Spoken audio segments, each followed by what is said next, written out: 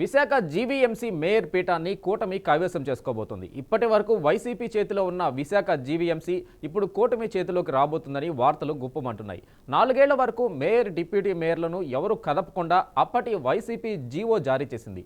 వాడివేడి ఎన్నికల నేపథ్యంలో కుటుంబ పార్టీలు మేయర్ పీఠంపై కన్నేశాయి. త్వరలో కూటమి నాయకులు డిప్యూటీ మేయర్లుగా పీఠాలను అధిరోహిస్తారనే టాక్ విశాఖలో రాజకీయాల్లో జోరుగా ప్రచారం అవుతుంది. ఇక మరోవైపు గ్రేటర్లో మేయర్ పదవిని తాము గెలుచుకోగలమని వైసీపీ జిల్లా పార్టీ అధ్యక్షుడు గుడివాడ అమర్నాథ్ ధీమా వ్యక్తం చేస్తున్నారు. ఇక దీనిపై మరింత సమాచారం మా విశాఖ ప్రతినిధి రాజు అందిస్తారు.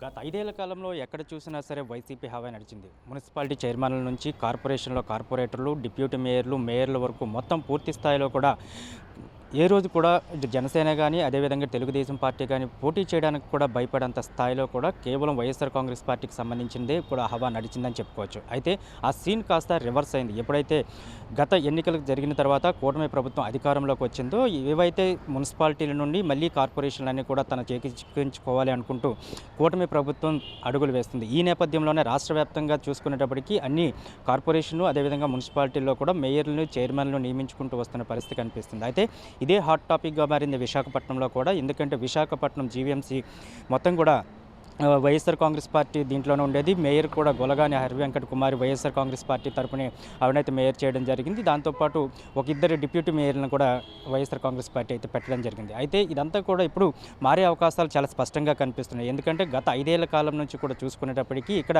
డిప్యూటీ మేయర్లు కానీ అదేవిధంగా మేయర్లు కానీ మారడానికి వీలు లేదంటూ 4 ఏళ్ల కాలంలో ఏ ఒక్కరిని కూడా దించడానికి వీలు లేదు, వాళ్ళు అదే స్థానాల్లో కొనసాగించాలంటూ కూడా వైఎస్ఆర్ కాంగ్రెస్ పార్టీ అప్పుడు ప్రభుత్వంలో ఉండేటప్పుడు ఒక జీవో కూడా రిలీజ్ చేసిన పరిస్థితి కనిపిస్తుంది. అయితే ఆ జీవో మరో వారం రోజుల్లో కూడా ముగియబోతుంది. అందుకోసం అని చెప్పి ఇప్పుడు కూటమి ప్రభుత్వం జీవీఎంసీని తమ ఖాతాలో వేసుకోవాలంటూ కూడా అడుగులు వేస్తున్న పరిస్థితి కనిపిస్తుంది. ఎందుకంటే గత 2 నెలల క్రితం కూడా చూసుకునేటప్పటికీ జీవీఎంసీలో మొత్తం ఏదైతే ఎన్నికలు జరిగాయో దీనికి పరిపాలన విభాగానికి సంబంధించి ఎన్నికల్లో మొత్తం కూడా 10కి 10 స్థానాలు కూడా కూటమి ప్రభుత్వమే మొత్తం కైవసం చేసుకున్న పరిస్థితి కనిపిస్తుంది. అదేవిధంగా ఇప్పుడు మరింత బలంగా ముందుకెళ్ళబోతుంది. ఇప్పటికే వైఎస్ఆర్ కాంగ్రెస్ పార్టీలో ఉన్న కొంతమంది కార్పొరేటర్లను అందరినీ కూడా డైరెక్ట్గానే అటు జనసేనలోకి అదేవిధంగా ఇటు టీడీపీలో కూడా తీసుకోవడం జరిగింది. దీంతో కూటమి ప్రభుత్వానికి సంబంధించినంత వరకు కార్పొరేటర్ల సంఖ్య పెరిగింది కనుక బలం కూడా భారీగానే ఉందని అంచనాలు వేసుకుంటున్న నేపథ్యంలోనే ఈసారి ఎలాగైనా సరే జీవో ఎప్పుడైతే పూర్తవుతుందో జీవో కాలం దాని వెంటనే కూడా ఇక్కడ మేయర్ని మార్చాలంటూ కూడా చెప్తున్నారు. ఎవరైతే గొలగాని హరివెంకట కుమార్ ప్రస్తుతం మేయర్గా ఉన్నారో ఆవిడైతే గత కొద్ది కాలంగా అయితే ఏదైతే కూటమి ప్రభుత్వం అధికారంలోకి వచ్చిన తర్వాత నుంచి ఇప్పటి వరకు కూడా ఆవిడ స్తబ్దతగానే ఉన్నారు. ఎటువంటి యాక్టివిటీస్ కూడా చేయటం లేదు. కానీ వెంకటకుమార్ని అయితే తొలగించాలి. ఆ ప్లేస్లో ప్రస్తుతానికైతే ఎవరైతే టీడీపీ నుంచి ఆశిస్తున్నారో, మేయర్గా ఆశిస్తున్నారో వాళ్ళకి కేటాయించాలని చెప్తున్నారు. అయితే వైఎస్ఆర్ కాంగ్రెస్ పార్టీ హయాంలో ఉండేటప్పుడు 2 డిప్యూటీ మేయర్లు మాత్రం పెట్టడం జరిగింది. కానీ ఇప్పుడు కూటమి ప్రభుత్వం మొత్తం 5 డిప్యూటీ మేయర్స్ని పెట్టాలని చూస్తుంది. అది జనసేన, బీజేపీకి సర్దాలని చూస్తున్నారు.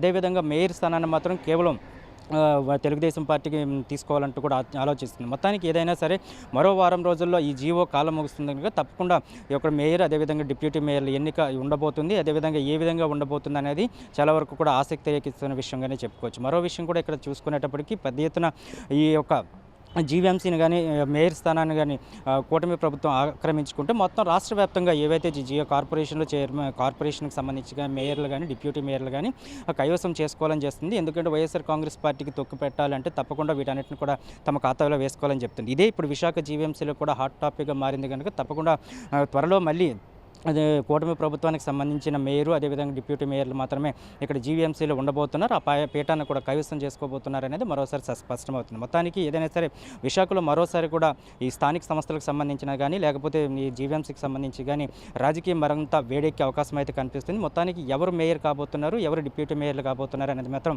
చాలా వరకు కూడా ఆసక్తిని రేకిస్తున్న విషయం. మరో విషయంలో చూసుకున్నట్టే చాలా ఎక్కువ మంది, ఎందుకంటే కూటమిలో ఇటు తెలుగుదేశం పార్టీ కావచ్చు, జనసేన కావచ్చు, బీజేపీ కావచ్చు, పెద్ద ఎత్తున వీళ్ళందరూ కూడా ఈ యొక్క మేయర్ అదేవిధంగా డిప్యూటీ మేయర్లు కావాలంటూ చాలామంది కూడా ఆశాభావం వ్యక్తం చేస్తున్నారు. అందుకోసం చెప్పి ఎవరికి దక్కబోతుంది, ఎవరు ఈ పీఠాన్ని ఎక్కబోతున్నారు చాలా ఆసక్తి కలిగిస్తున్న విషయం కనుక మరొత్వరలోనే అంటే మరికొద్ది రోజుల్లోనే ఈ యొక్క దానికి తెరబడబోతుంది అనేది అర్థమవుతుంది. మొత్తానికి ఏదైనా సరే విశాఖ కూడా జీవీఎంసీ వేదికగా రాజకీయం హీట్ ఎక్కబోతుంది అనేది మరోసారి కూడా తేటతెల్లమవుతుంది. వీడియో జర్నలిస్ట్ మురళితో ఎంఏ రాజు, బీఆర్కే న్యూస్, విశాఖపట్నం.